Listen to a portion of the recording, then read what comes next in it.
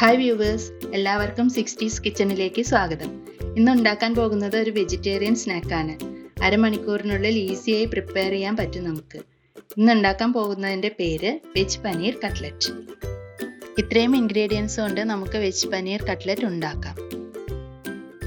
ഇതിലേക്ക് വേണ്ട സാധനങ്ങൾ: സബോള 2 എണ്ണം, ഉരുളക്കിഴങ്ങ് 2 എണ്ണം, ക്യാരറ്റ് ഒരു 3 എണ്ണം, പച്ചമുളക് ഒരു 4 5 എരിവിനനുസരിച്ച്, ഇഞ്ചി ഒരു ചെറിയ കഷ്ണം, മല്ലിയില, paneer 200 gram, green peas 100 gram, മുളക് പൊടി 2 ചെറിയ ടീസ്പൂൺ, മഞ്ഞൾപ്പൊടി 1/4 ടീസ്പൂൺ, കുരുമുളക് പൊടി 1 ചെറിയ teaspoon, garam masala 1 teaspoon, amchur powder ഇത് ഓപ്ഷണൽ ആണ്, വേണമെങ്കിൽ മാത്രം ചേർത്താൽ മതി, ഉപ്പ് ആവശ്യത്തിന്, മൈദ 2 table spoon, cornflour 1 table spoon, bread crumbs, വെള്ളം ആവശ്യത്തിന്. ഇനി നമുക്ക് ഉണ്ടാക്കാൻ തുടങ്ങാം. സബോള, പച്ചമുളക്, ഇഞ്ചി, മല്ലിയില ഇവ പൊടിയായി അരിഞ്ഞു വയ്ക്കുക. ഉരുളക്കിഴങ്ങ് കുക്കറിൽ പുഴുങ്ങി പൊടിച്ചെടുക്കുക. ഗ്രീൻ പീസ് വേവിച്ചുടച്ചെടുക്കുക. ക്യാരറ്റ് ഗ്രേറ്റ് ചെയ്തെടുക്കുക. പനീർ പൊടിച്ചു വയ്ക്കുക. ഇനി ഒരു വലിയ ബൗൾ എടുത്ത് അതിലേക്ക് അരിഞ്ഞു വെച്ചിരിക്കുന്ന സബോള, പച്ചമുളക്, ഇഞ്ചി എന്നിവ ഇടുക. ഇതിലേക്ക് പുഴുങ്ങി പൊടിച്ചു വെച്ചിരിക്കുന്ന ഉരുളക്കിഴങ്ങ്, പനീർ, ക്യാരറ്റ്, ഗ്രീൻ പീസ് ഇവ ഇടുക.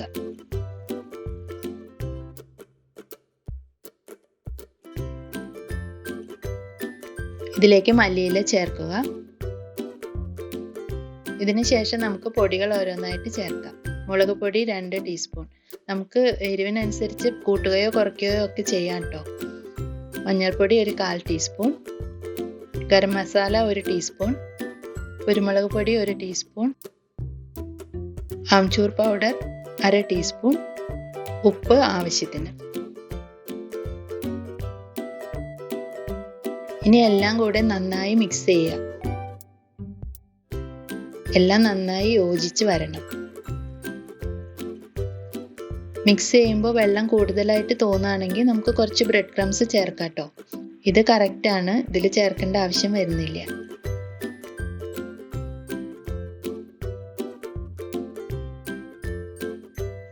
ഈ മിക്സിൽ നിന്ന് കുറേശ്ശെ എടുത്ത് ഉരുളകളാക്കി നമുക്ക് ഇഷ്ടമുള്ള ഷേപ്പിൽ പരത്തി വയ്ക്കാം.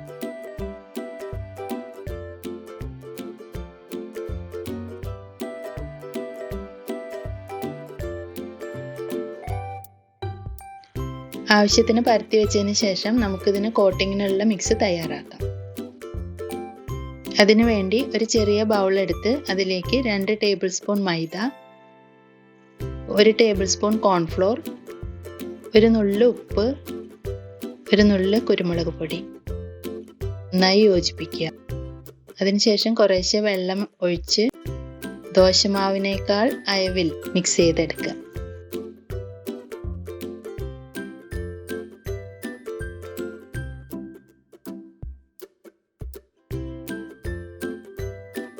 ഇനി നമുക്ക് ഉണ്ടാക്കി വെച്ചിരിക്കുന്ന കട്ട്ലറ്റുകൾ ഓരോന്നായി മൈദയുടെ മിക്സിൽ മുക്കി ബ്രെഡ് ക്രംസ് പൊതിഞ്ഞ് എടുത്ത് വയ്ക്കാം. ഈ കോട്ട് ചെയ്ത് വെച്ചിരിക്കുന്ന കട്ട്ലറ്റുകൾ ഇപ്പോൾ തന്നെ ഉണ്ടാക്കണമെന്നൊന്നുമില്ല, ഫ്രീസറിൽ നമുക്ക് എടുത്ത് വയ്ക്കാം. ആവശ്യത്തിനനുസരിച്ച് പുറത്തെടുത്ത് ഡീഫ്രോസ്റ്റ് ചെയ്ത് നമുക്ക് എണ്ണയിൽ വറുത്തെടുക്കാം. ഇപ്പോൾ നമ്മുടെ കട്ട്ലറ്റൊക്കെ റെഡി ആയിട്ടുണ്ട്. ഇനി ഇത് നമുക്ക് എണ്ണയിൽ വറുത്തെടുക്കാം. സ്റ്റൗ കത്തിച്ച് ഒരു ചീനച്ചട്ടി അടുപ്പത്ത് വയ്ക്കുക. ചീനച്ചട്ടി നന്നായി ചൂടായി കഴിഞ്ഞാൽ നമുക്കതിൽ എണ്ണ ഒഴിക്കാം. കട്ട്ലറ്റ് നമ്മൾ ഡീപ് ഫ്രൈ ആണ് ചെയ്യണത്, അതനുസരിച്ചിട്ട് എണ്ണ ഒഴിച്ചു കൊടുക്കണം. നമ്മൾ കട്ട്ലറ്റ് ഉണ്ടാക്കുമ്പോൾ ഒരു കാര്യം ശ്രദ്ധിക്കണം, എണ്ണ നന്നായി ചൂടായതിനു ശേഷമാണ് കട്ട്ലറ്റ് എണ്ണയിലേക്ക് ഇടാൻ പാടുള്ളൂ, അല്ലെങ്കിൽ അത് പൊട്ടിപ്പോവാനുള്ള സാധ്യതയുണ്ട്. ഇപ്പം നമ്മുടെ എണ്ണ നന്നായി ചൂടായിട്ടുണ്ട്. ഇനി നമ്മൾ കട്ട്ലറ്റ് ഓരോന്നായിട്ട് ഇടാം. ഒരു ഭാഗം നന്നായി വെന്തതിന് ശേഷം ഒന്ന് മറിച്ചിടാം.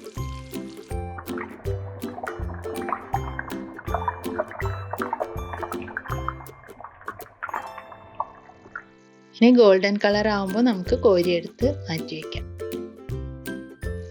ഇപ്പോൾ നമ്മുടെ വെജ് പനീർ കട്ട്ലറ്റ് റെഡിയായി. ഇനി ഒരു പ്ലേറ്റിലേക്ക് മാറ്റി നമുക്ക് സെർവ് ചെയ്യാം. ഈ അളവ് മിക്സിന് നമുക്ക് ഏകദേശം ഒരു 30 കട്ട്ലറ്റോളം ഉണ്ടാക്കാം. അത് ഒരുമിച്ച് തന്നെ നമ്മൾ ഉണ്ടാക്കണമെന്നൊന്നുമില്ല, നമുക്ക് ഫ്രീസറിൽ വെച്ചിട്ട് ആവശ്യത്തിനനുസരിച്ച് ഉണ്ടാക്കാം.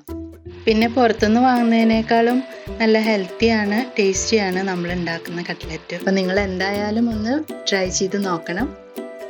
എൻ്റെ വെജ് പനീർ കട്ട്ലറ്റ് റെസിപ്പി ഇഷ്ടമായെങ്കിൽ എല്ലാവരും ലൈക്ക് ചെയ്യണം. നിങ്ങളുടെ ഫീഡ്ബാക്ക് കമൻസ് വഴിയും മെയിൽ വഴിയും അയയ്ക്കുക. എല്ലാവരും ചാനൽ സബ്സ്ക്രൈബ് ചെയ്ത് സപ്പോർട്ട് ചെയ്യണം. Thank you.